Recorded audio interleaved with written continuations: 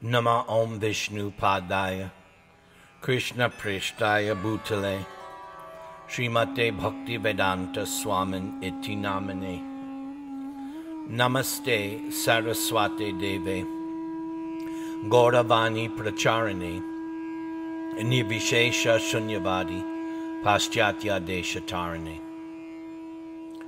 Jaya Sri Krishna Chaitanya Prabhu Nityananda Sri Advaita Gadadhara Srivasadi Gaur Bhakta Vrinda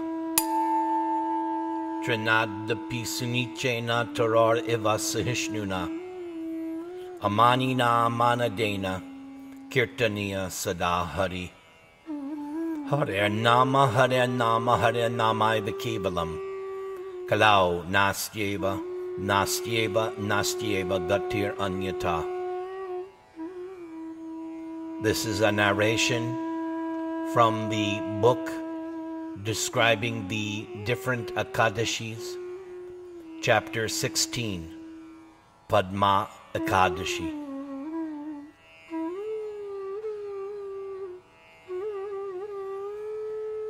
Yudhishthira Maharaj said, O Keshava, what is the name of the Ekadashi that occurs during the light fortnight of the month of Ashad, June, July? Who is the worshipable deity for this auspicious day, and what is the process of observing it? Lord Sri Krishna replied, O caretaker of this earthly planet, I shall gladly tell you the wonderful history that Lord Brahma once narrated to his son Naradaji. One day, Narada asked his father, what is the name of the Ekadashi that comes during the light part of the month of Ashad? Kindly tell me how I shall observe this Ekadashi, and thus I may please the Supreme Lord, Vishnu.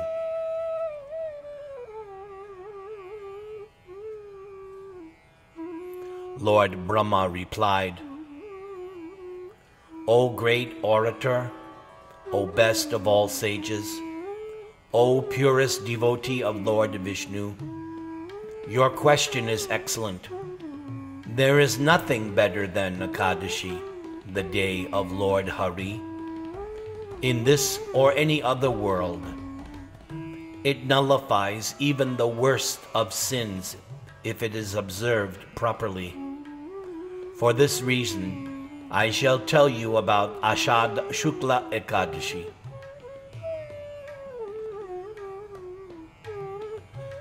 Fasting on this Ekadashi day purifies one of all sins and fulfills all of one's desires. Therefore, whoever neglects to observe this sacred fast day is a good candidate for entering hell. Ashad Shukla Ekadashi is also famous as Padmä Ekädashee. Just to please Rishikesha, the master of the senses, one should fast on this day. Listen carefully, O Narada, as I relate to you a wonderful history from the scriptures concerning this Ekadashi.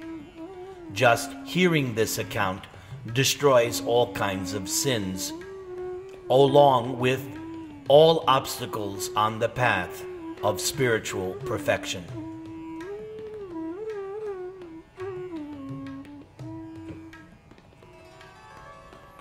O son, there was once a saintly king in the Sun dynasty whose name was Mandhata.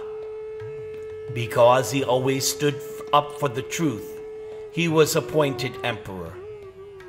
He took care of his subjects as though they were his very own children. On account of his piety and great religiosity, there was no pestilence, drought, or disease of any kind in his kingdom. All of his subjects were not only free of all kinds of disturbances, but also very wealthy. The king's own treasury was free of any ill-gotten money, and thus he ruled happily for many years. Once, however, because of some sin in his kingdom, there was a drought for 3 years. The subjects found themselves beset by famine. The lack of food grains made it impossible for them to perform the Vedic sacrifices. It made it impossible to offer oblations to their forefathers and the demigods. It made it impossible to engage in any ritualistic worship or even study the Vedic literatures. Finally, they all became before their beloved king. In a great assembly they said, "O king, you always see to our welfare, so we humbly beg your assistance now. Everyone and everything in this world needs water. Without water, almost everything is rendered useless or dead. The Vedas call water Nara, and because the Supreme Personality of Godhead sleeps upon water, his name is therefore Narayana. It is God who makes his own abode on water and takes his rest there." It is said that 3 things cannot exist without water: pearls, human beings, and flour. The essential quality of a pearl is its luster, and that is due to water. The essence of a man is his semen, which the main constituent is water. And without water, flour cannot be made into dough and then cooked and eaten. Sometimes water is called Jala Narayan, the Supreme Lord in the form of water. In his form as clouds, the Supreme Lord is present throughout the sky and pours forth rain, from which the grains that maintain every living entity. O king, this severe drought has caused a great lack of valuable grains. Thus we are all miserable and the population is decreasing. O best ruler on earth, please find some solution to this problem and bring us peace and prosperity once again. The king replied, "You all speak the truth, for grains are like Brahman, the absolute truth. The absolute truth lives within grains and thereby sustains all living beings. Indeed, it is because of food grains that the entire world lives. Now, why is there a terrible drought in our kingdom? The Holy Scriptures discuss this subject very thoroughly. If a king is irreligious, both he and his subjects suffer. I have been meditating upon this for quite some time, and I have come upon the cause of our problem. But after searching my past and present character, I can honestly say that I find no sin. Still, for the good of all of you subjects, I shall try to remedy the situation." Thinking in this way, King Mandhata assembled his army and entourage. He paid his obeisances to Lord Brahma and then entered the forest. He wandered here and there, seeking great sages in their ashrams and inquiring about how to resolve the crisis in his kingdom. At last, he came upon the ashram of one of my other sons, Angira Muni, whose effulgence lit up all directions. Seated in his hermitage, Angira looked like a second Lord Brahma. King Mandhata was very pleased to see that exalted sage, whose senses were completely under control. The king immediately dismounted his horse and offered his respectful obeisances to the lotus feet of Angira Rishi. Then the king joined his palms and prayed for blessings. That saintly person reciprocated by blessing the king with sacred mantras. Then he asked him about the welfare of the 7 limbs of his kingdom. The 7 limbs of a king's domain are the king himself, his ministers, his treasury, his military forces, his allies, the brahmanas, the sacrifices performed in his kingdom, and the 7th, the needs of his subjects. After telling the sage how the 7 limbs of his kingdom were faring, King Mandhata asked about the sage's own happiness. Then Angira Rishi asked the king why he had undertaken such a difficult journey into the forest. The king told him of the affliction his kingdom was suffering. The king said, "O great sage, I am ruling and maintaining my kingdom while following the Vedic injunctions, and thus I do not know the reason for the drought. To solve this mystery, I have approached you for help. Please help me and relieve the suffering of my subjects."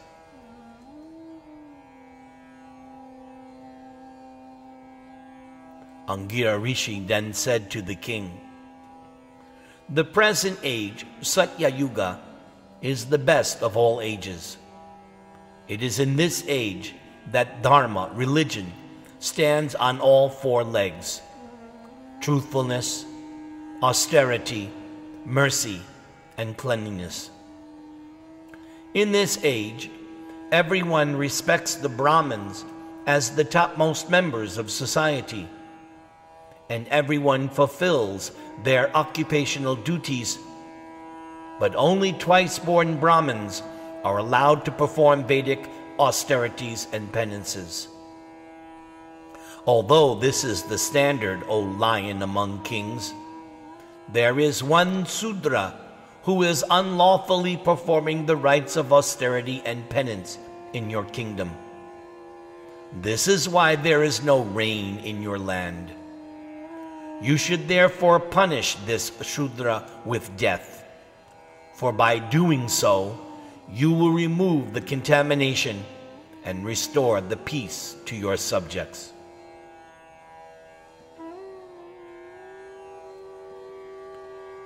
The king replied, "How can I kill an offenseless performer of austerity? Please give me some spiritual solution." The great sage Angira said, "O king, you should observe a fast on the Ekädashee that occurs during the light fortnight of the month of Ashad. This auspicious day is named Padmä Ekädashee, and by its influence, plentiful rains will surely return to your kingdom. And this Ekädashee bestows perfection upon its faithful observers. This Ekädashee removes all kinds of bad elements, and this Ekädashee destroys all obstacles on the path to perfection.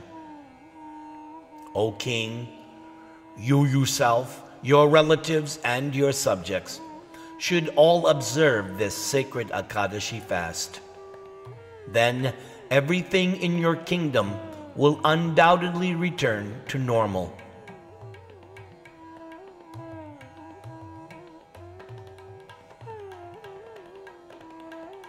Upon hearing these words, the king offered his obeisances and then returned to his palace. When Padmä Ekädashee arrived, King Mandhata assembled all the Brahmins, Kshatriyas, Vaishyas, and Sudras in his kingdom and instructed them to strictly observe this important fasting day. After they had observed it, rains fell just as the sage had predicted. In due course of time, there were abundant crops and a rich harvest of grain. By the mercy of the Supreme Lord, Rishikesha, the master of the senses, all the subjects of King Mandhata became extremely happy and prosperous. Therefore, O Narada, everyone should observe this Ekadashi fast very strictly, for it bestows all kinds of happiness as well as ultimate liberation upon the faithful devotee. Lord Sri Krishna then concluded, "My dear Yudhishthira, Padmä Ekädashee is so powerful that one who simply reads or hears about its glories becomes completely sinless. O Pandava, one who wishes to please me should strictly observe this Ekadashi, which is also known as Devashayani Ekadashi, for it indicates the day when Lord Vishnu goes to sleep with all the demigods.